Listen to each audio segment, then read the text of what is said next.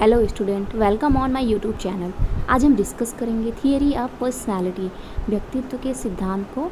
तो आज हम पढ़ेंगे मनोविश्लेषणात्मक सिद्धांत जो कि दिया गया है सिगमंड फ्रॉयड द्वारा। तो हम पहले देख लेते हैं कि जो भी थियरीज दी गई है पर्सनालिटी की वो कौन कौन सी थियरी है और किन्होंने दी है। तो फर्स्ट है शीलगुड सिद्धांत। व्यक्तित्व का शीलगुड सिद्धांत दिया गया है आलपोर्ट के द्वारा। व्यक्तित्व का विशेषक सिद्धांत दिया गया है कैटल के द्वारा। जीव सिद्धांत दिया गया है गोल्डस्टीन। आत्मज्ञान का सिद्धांत दिया गया है मास्लो के द्वारा।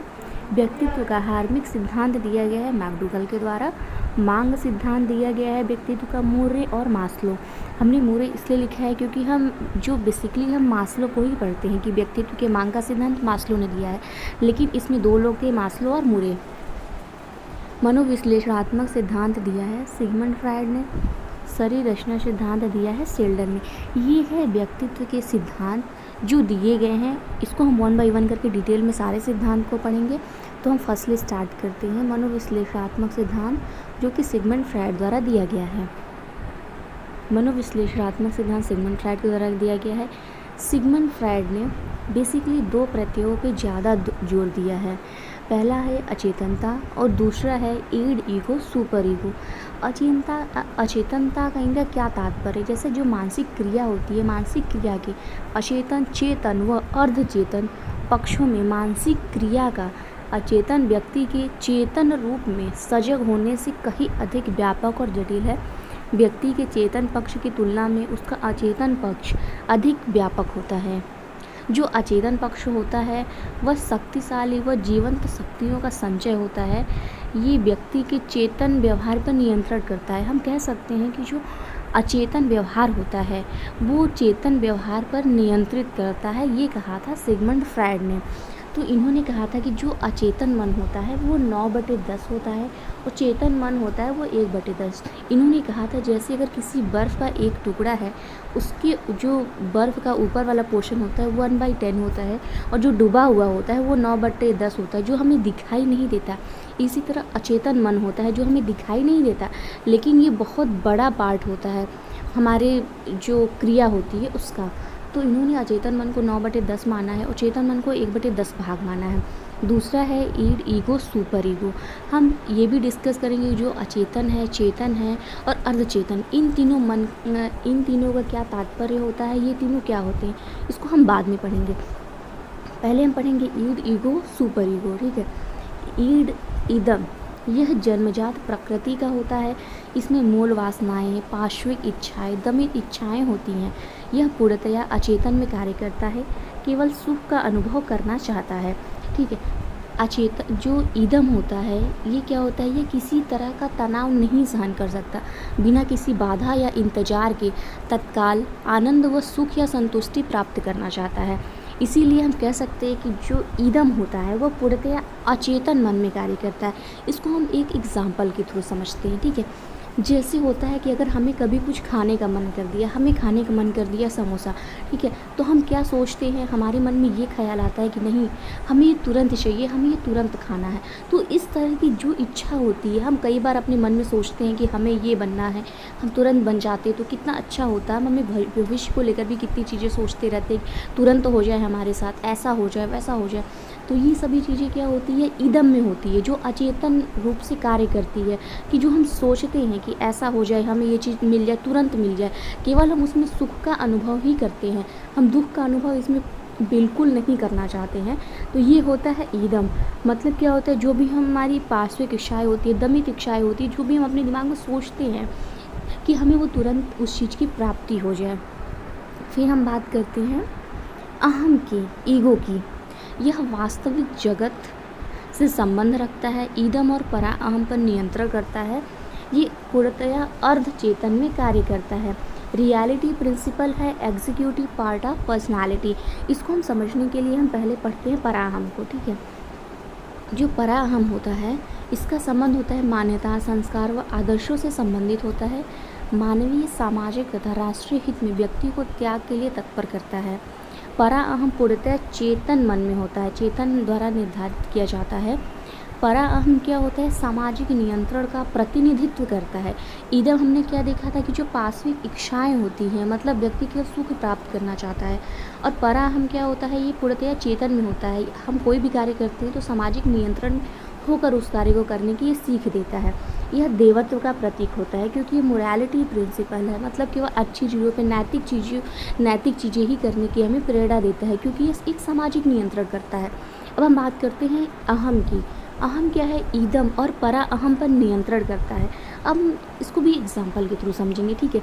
जैसे कि हम समझते हैं कि अगर हमें मंदिर जाना है, हमारा मन किया कि हमें मंदिर जाना है, हमें पूजा करना है। एक गरीब इंसान की बात करते हैं, ठीक है। अगर उसका मन करेगा कि हमारी मान्यताएं क्या है कि हमें पूजा करने से हमें सुख प्राप्ति होती है, हमारे मन को सुकून मिलता है, ठीक है। अब ये क्या हो गया, ये ईदम हो गया, ठीक है, कि हमें मंदिर जाना है, हमें पूजा करना है, ठीक है। फिर हम जैसे मंदिर में पहुँचते हैं तो अहम क्या है, वो वास्तविक चीज़ हो गई कि हम वहाँ पर जाकर क्या करते हैं, क्या नहीं करते हैं। मान लीजिए कि अगर हमें प्रसाद चढ़ाना है, एक गरीब इंसान है, उसको प्रसाद चढ़ाने का मन है, क्योंकि उसे पता है कि मंदिर में जाएंगे जब तक हम पूजा नहीं करेंगे, प्रसाद नहीं चढ़ाएंगे, तो उसके मन में कुछ चीज़ें आती नहीं कि नहीं हमें प्रसाद चढ़ाना चाहिए, लेकिन उसके पास पैसे नहीं हैं, तो वो क्या करेगा, पराअहम तो ये कहेगा ना, जो पराअहम है वो नैतिक मूल्य की बात करेगा कि नहीं हमें प्रसाद चढ़ाना है, चाहे हमारे पास पैसे हो चाहे ना हो। लेकिन ईगो में क्या होगा, अहम में क्या होगा, वास्तविकता हमारे पास पैसे नहीं है तो हम प्रसाद कैसे चढ़ाएंगे।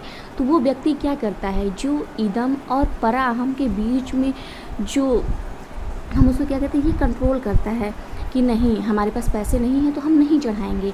अगर ये पराअहम की मान लेता तो वो पैसे चढ़ाता, जबकि उसके पास नहीं थे, तो वो किसी न किसी तरह अगर 4 रुपये भी होंगे तो 2 रुपये का चढ़ाएगा, ठीक है। तो इससे भी कहीं ना कहीं हमें लॉस है पराअहम से, मतलब टोटली हमें मोरल पे नहीं जाना है, कभी कभी हमें वास्तविक जीवन में जीना पड़ता है। तो जो अहम है तो हमें वास्तविकता पर जो ईदम होता है और पराअहम होता है उसके बीच में ये नियंत्रण करता है अहम। तो ये अर्धचेतन में काम करता है, जो हम एग्जीक्यूट करते हैं प्रेजेंट टाइम में। जैसे हमने कोई चीज़ सोचा है, ठीक है, और उस चीज़ को कैसे करना है ये होता है अहम, और उस चीज़ को कैसे करना चाहिए ये होता है पराअहम। हम बस इसी चीज़ को देखेंगे कि किसी चीज़ को हमने सोचा, ये हो गया ईदम, उसको किस तरह से करना चाहिए ये हो गया पराअहम, लेकिन हम उस चीज़ को कैसे एग्जीक्यूट कर रहे हैं ये हो गया अहम। तो ये इस तीनों का डिफरेंस है। इस डायग्राम से हम ये समझते हैं कि जो सर्कल है वो ईदम है, मतलब जो व्यक्ति होता है उसकी जो मानसिक क्रियाएं होती हैं, सबसे ज़्यादा जो उसकी मानसिक क्रियाएं होती है वो ईदम होती है, मतलब वो अचेतन में ज़्यादा सोचता है, अचेतन मन उसका सबसे बड़ा होता है।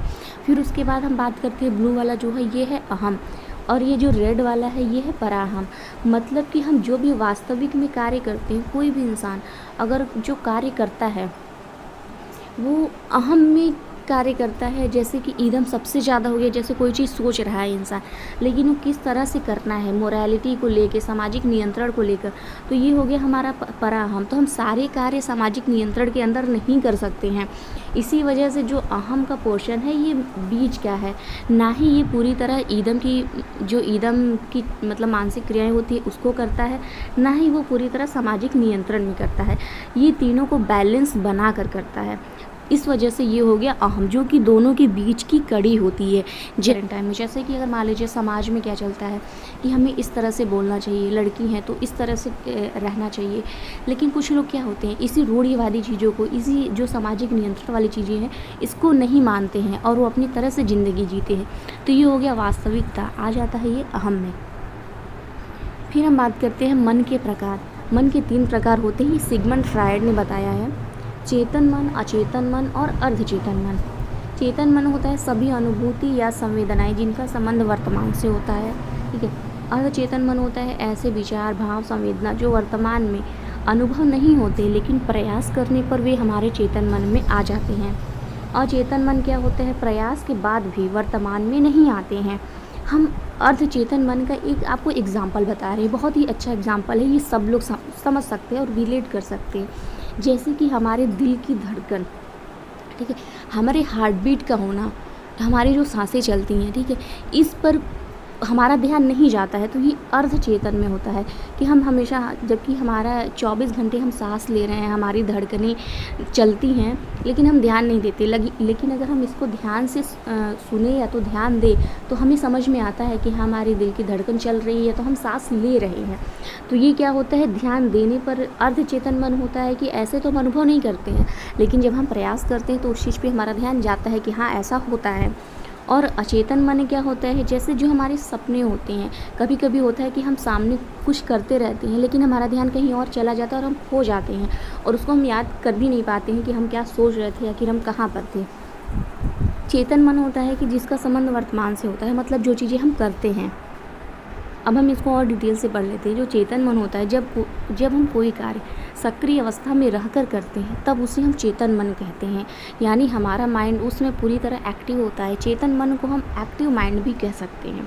जब हम कोई कार्य पहली बार सीखते हैं या करने की कोशिश करते हैं, तो उस समय हमारा मन पूरी तरह चेतन अवस्था में होता है या पूरी तरह एक्टिव होता है। हमारा पूरा ध्यान उस कार्य के प्रति हो जाता है, यही चेतन मन है।